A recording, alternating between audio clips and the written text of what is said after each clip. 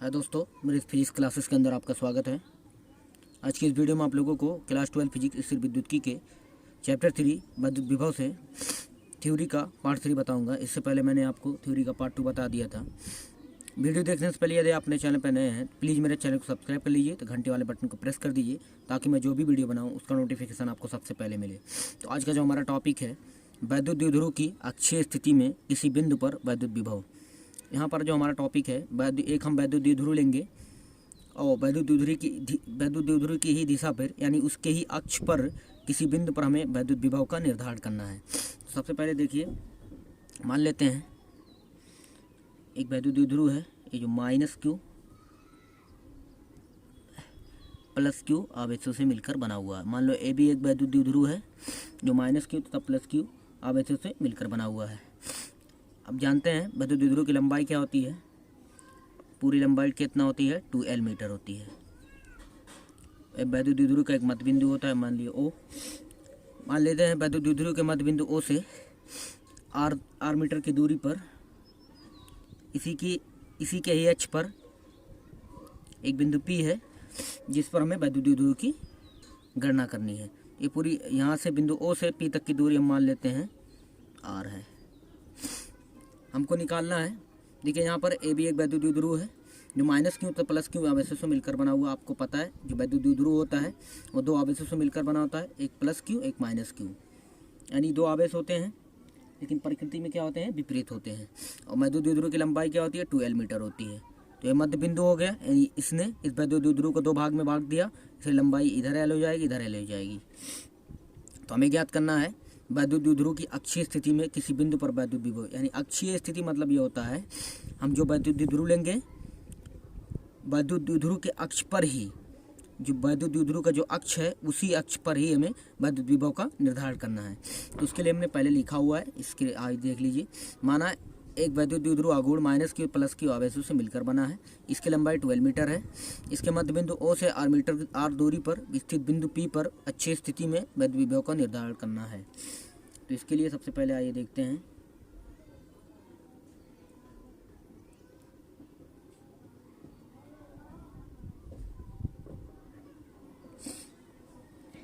तो सबसे पहले देखिए यहाँ पर, यहाँ लिखिए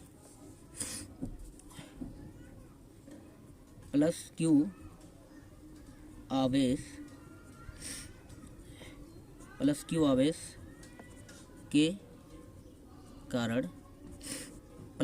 के कारण बिंदु P पर वैद्युत विभव, ठीक है। मान लेते हैं कितना है, V1 है। तो वैद्युत विभव का सूत्र क्या होता है, 1/4 पाई एप्सिलॉन नॉट। आवेश क्या है, Q है। अब देखिए B से लेकर प्लस क्यू आवेश के कारण, प्लस क्यू आवेश कहाँ पे लाई कर रहा है, बिंदु B पर। तो B से P तक की दूरी चाहिए। तो B से P तक की दूरी हमको पता नहीं है, लेकिन हमको O से P तक की दूरी पता है। O से P तक की दूरी हमने क्या मानी हुई है, R, और O से B तक की दूरी पता है, L है। तो हमको चाहिए B से P तक की दूरी। अगर पूरी O से P तक की दूरी में से O से B तक की दूरी घटा दें तो हमको मिल जाएगा B से P तक की। तो ये हो जाएगा R माइनस, यहाँ से बिंदु O से लेकर P तक की दूरी में से अगर हम घटा देंगे O से B तक की दूरी, अगर इतने में से इतना घटा देंगे तो ये बच जाएगा। तो R माइनस L समीकरण एक मानिए, यहाँ लिखेंगे माइनस क्यू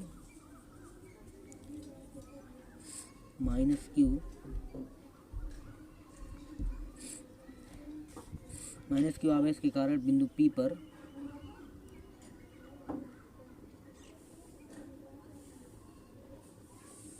माइनस क्यू आवेश के कारण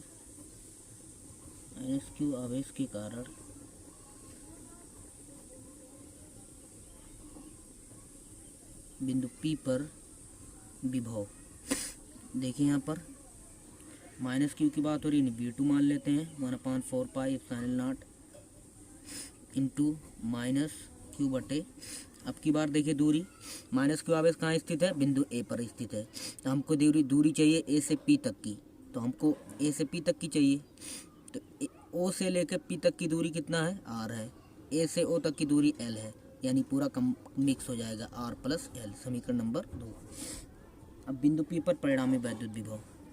अब देखिए यहाँ पर बिंदु P पर हम परिणामी कुल वैद्युत विभव निकालेंगे। तो वैद्युत विभव जो हमारा है एक अदिश राशि है। सदिश राशि होती है नहीं, मतलब इसकी कोई डायरेक्शन नहीं होती है, इसकी कोई दिशा नहीं होती है, इसलिए परिणामी निकालने में कोई समस्या नहीं होगी। सीधे बीजगणितीय योग कर देंगे हम इसका। लिखेंगे अब बिंदु P पर परिणामी वैद्युत विभव।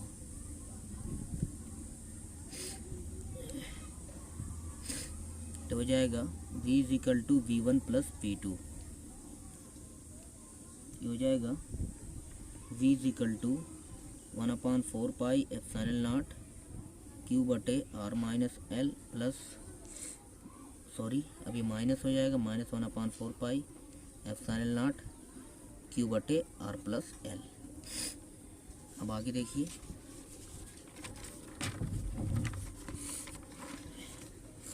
अब यहाँ से कॉमन जो हो जाएगा V =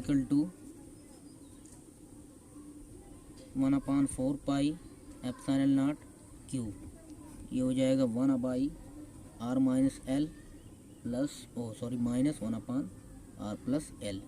अब इसको सॉल्व करते हैं। 1/4 पाई एप्सिलॉन नॉट Q, यहाँ से R प्लस L माइनस बाहर रहने दीजिए, R माइनस L, LCM हो जाएगा R minus L, R plus L, bracket लगा दीजिए। V = 1/4 pi epsilon not Q, R plus L minus R plus L, और नीचे हो जाएगा R² माइनस L²। कैसे हुआ?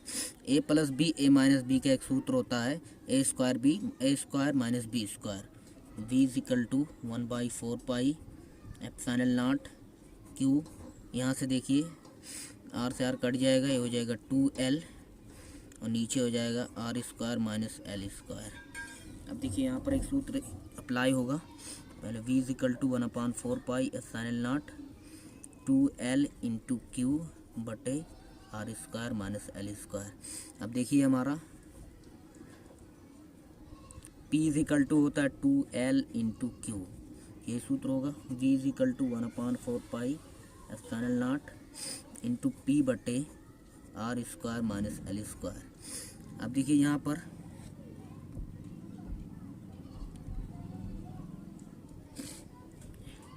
इफ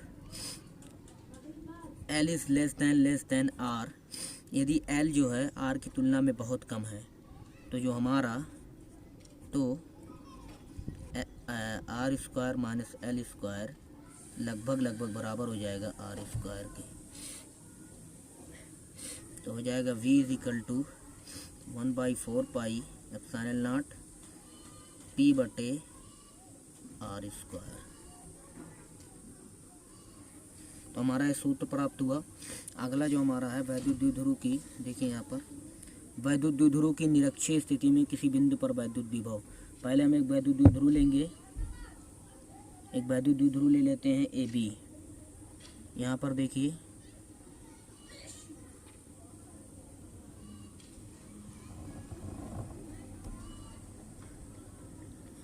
हम एक वैद्युत द्विध्रुव ले लेते हैं,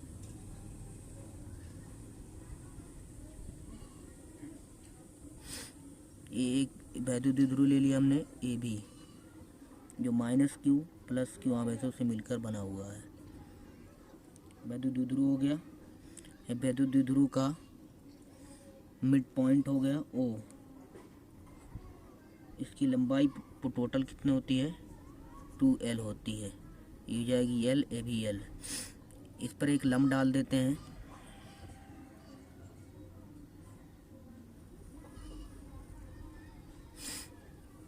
पर एक लंब डाल दिया हमने। इस बार क्या करना है? वैद्युत द्विध्रुव की निरक्षीय स्थिति में, यानी वैद्युत द्विध्रुव की निरक्षीय स्थिति में कोई पॉइंट लेना है, वैद्युत द्विध्रुव लेना है, लेकिन इस बार वैद्युत द्विध्रुव के अक्ष पर नहीं लेना है पॉइंट को, उसकी निरक्षीय स्थिति में लेना है। इसको मिला दीजिए आप, इधर भी मिला दीजिए। वैद्युत द्विध्रुव हो गया। निरक्षीय स्थिति में कोई पॉइंट ले लिया P। देखिए यहाँ पर वैद्युत द्विध्रुव की निरक्षीय स्थिति में, अब देखिए यहाँ पर हमने ये भी एक वैद्युत द्विध्रुव ले लिया। वैद्युत द्विध्रुव के मध्य बिंदु O से r दूरी पर एक बिंदु P ले लिया, जिस पर हमें वैद्युत द्विध्रुव की वैद्युत विभव की गणना करनी है। देखिए यहाँ पर लिखेंगे प्लस Q, आप लिखना चाहते हैं अगर जो थ्योरी जैसे एग्जाम में इसमें पूछता है तो आप लिख सकते हैं। माना अभी एक वैद्युत द्विध्रुव है जिसकी लंबाई 2L मीटर है।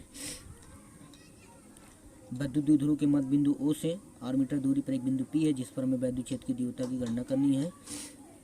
बस हो गया। यहाँ पर लिखिए आप प्लस Q आवेश के कारण, प्लस Q आवेश के कारण, प्लस Q आवेश के कारण बिंदु P पर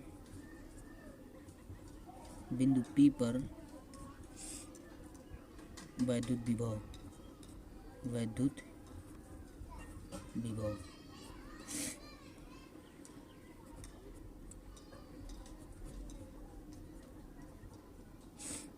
Q बटे प्लस Q आवेश के कारण, प्लस Q आवेश कहाँ हो गया, तो दूरी कहाँ से कहाँ तक लेंगे, B से P तक की, Q बटे BP।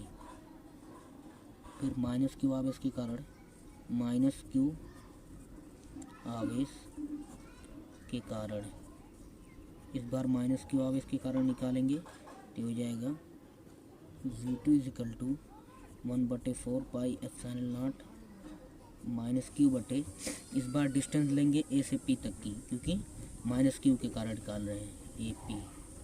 अब परिणामी निकालेंगे। अब बिंदु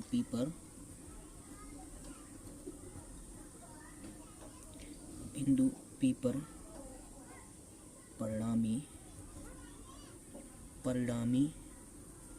वैद्युत विभव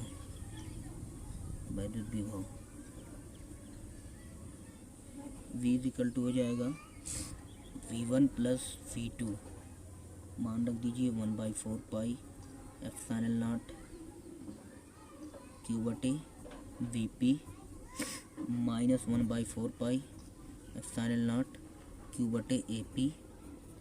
यहाँ से कॉमन ले लीजिए 1/4 pi epsilon not dot Q, बच जाएगा 1/BP माइनस 1/AP। अब देखिए BP और AP में क्या रिलेशन है, AP BP के बराबर है। यहाँ देखिए आप, तो ये अगर B equal to 1/4 pi epsilon not Q, ये हो जाएगा 1/AP माइनस 1/AP, तो V इक्वल टू हो जाएगा 0। अब देखिए हमें बता दे रहे हैं कैसे AP और BP बराबर है। यहाँ से देखिए आप, यहाँ से आप निकाल सकते हैं BP और AP। तो देखिए यहाँ पर ये समकोण त्रिभुज है, 90 डिग्री, सबसे बड़ी भुजा कर्ण है। तो कर्ण स्क्वायर बराबर BP स्क्वायर बराबर आधार स्क्वायर प्लस लंब स्क्वायर। इसी तरह AP स्क्वायर निकाल लीजिए आप, ये भी कर्ण है, आधार स्क्वायर प्लस लंब स्क्वायर, ये भी हो जाएगा इतने। देखिए दोनों भुजाएं समान आ रही हैं, इसलिए AP और BP दोनों बराबर होंगी। तो AP की जगह पे हम BP लिख सकते हैं। तो इसी तरह हमने BP की जगह पे AP लिख दिया है। अब जब BP की जगह पे AP लिख दिया तो ये भी AP, ये माइनस AP, ये प्लस AP, तो माइनस प्लस कट जाता है, तो ये हो जाएगा 0, इतना हो जाएगा 0। तो इसमें गुणा करेंगे तो 0 आ जाएगा। यानी वैद्युत द्विध्रुव की निरक्षीय स्थिति में किसी बिंदु पर वैद्युत विभव जो होगा वो 0 होगा। ठीक है, तो आज के लिए इतना ही। Thanks for watching.